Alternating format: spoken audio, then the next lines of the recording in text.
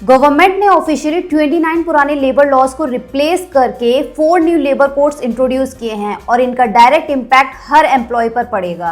सबसे पहला चेंज, हर एम्प्लॉय को अब रिटन अपॉइंटमेंट लेटर मिलना मैंडेटरी है। मतलब अब वर्बल जॉब प्रोमिसेस खत्म। आपके रोल, सैलरी और वर्किंग कंडीशंस क्लियरली डॉक्यूमेंट होंगे। No confusion, no exploitation. Second major update, daily working hours 8 to 12 के बीच हो सकते हैं, लेकिन वीकली लिमिट स्ट्रिक्ट है, ओनली 48 आवर्स। इसका मतलब कंपनीज अब अनलिमिटेड ओवरटाइम फोर्स नहीं कर सकती।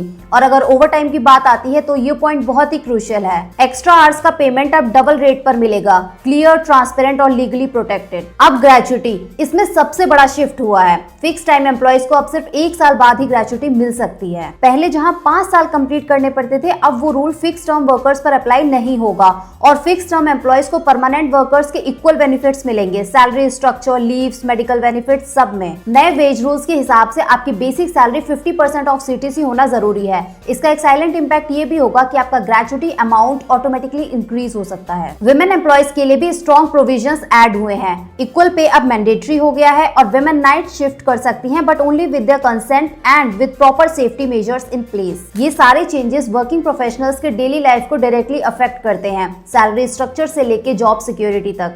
इसलिए इस इंफॉर्मेशन को इग्नोर करना खुद के करियर को अंडरवैल्यू करने जैसा होगा। Share this information with your colleagues and friends.